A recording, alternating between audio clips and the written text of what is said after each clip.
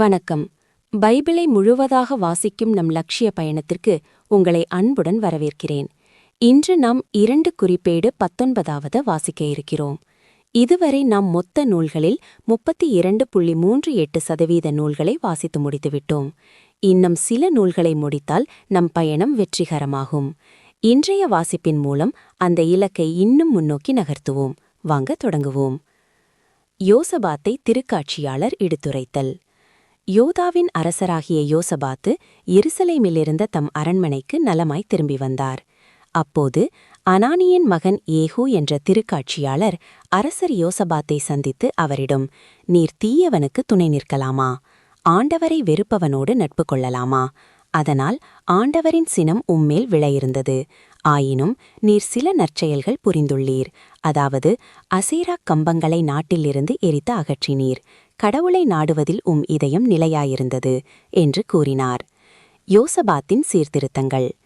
எருசலேமில் வாழ்ந்த யோசபாத்து தம் குடிமக்களை காண புறப்பட்டு பேயர் சபா முதல் மலைநாடான எப்ராயிம் வரை சென்று அவர்களை தங்கள் மூதாதையரின் கடவுளான ஆண்டவரிடம் திருப்பினார்.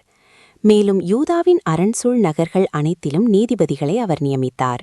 அவர் அவர்களை நோக்கி, நீங்கள் செய்வது யாது என்பதை நினைவில் கொள்ளுங்கள். நீங்கள் நீதி வழங்குவது மனிதனை முன்னிட்டு அன்று, ஆண்டவரை முன்னிட்டே. ஏனெனில் நீதி வழங்குவதில் அவர் உங்களோடு இருக்கிறார். உங்களிடம் இறையச்சம் இருக்கட்டும். எல்லாவற்றையும் கவனத்தோடு செய்யுங்கள். நம் கடவுளாகிய ஆண்டவரிடம் அநீதி இல்லை, ஓரவஞ்சனை இல்லை, கையூட்டும் அவரிடம் செல்லாது என்றார். மேலும் ஆண்டவரகத்த காரியங்களில் நீதி வழங்கவும் மற்ற வழக்குகளை தீர்க்கவும் யோசபாத்து சில லேவியரையும் குருக்களையும் இஸ்ரேல் குடும்பத் தலைவர்களையும் எருசலேமில் ஏற்படுத்தினார். அவர்கள் எருசலேமில் வாழ்ந்தனர். அவர் அவர்களை பார்த்து கூறியது, நீங்கள் ஆண்டவருக்கு அஞ்சி உண்மையோடும் நேரிய உள்ளத்தோடும் நடங்கள். அவரவர் தம் நகர்களில் குடியிருக்கும் உங்கள் சகோதரர் இரத்தப்பழி, சட்டங்கள், கட்டளைகள், நியமங்கள் ஆகியவற்றை அடுத்த வழக்குகளை உங்களிடம் தீர்ப்புக்கு கொண்டு வரும்போது அவர்கள் ஆண்டவருக்கு முன்பாக குற்றவாளிகளாகாதபடியும் ஆண்டவரின் சினம் உங்கள் மேலும் உங்கள் சகோதரர் மேலும் விழாதபடியும் அவர்களை எச்சரியுங்கள். இவ்வாறு செய்தால் நீங்கள் குற்றமற்றவர்களாயிருப்பீர்கள்.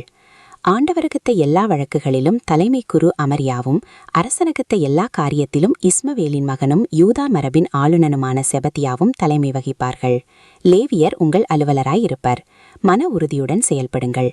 நல்லவரோடு ஆண்டவர் என்றும் இருப்பார். நாம் 1189 அதிகாரங்களில் 386 அதிகாரங்களை நிறைவு செய்துவிட்டோம். இன்னும் சில அதிகாரங்களை வாசித்தால் முழு பைபிளையும் முடித்துவிடுவோம். நாளை அடுத்த அதிகாரத்தை பார்க்க சந்திப்போம். நாள்தோறும் இந்த பயணத்தில் நீங்களும் பங்கேற்றால் பைபிளை முழுமையாக வாசித்து முடிப்போம். இது நம் வாழ்க்கையிலும் ஆன்மாவிலும் பெரிய மாற்றத்தை ஏற்படுத்தும்.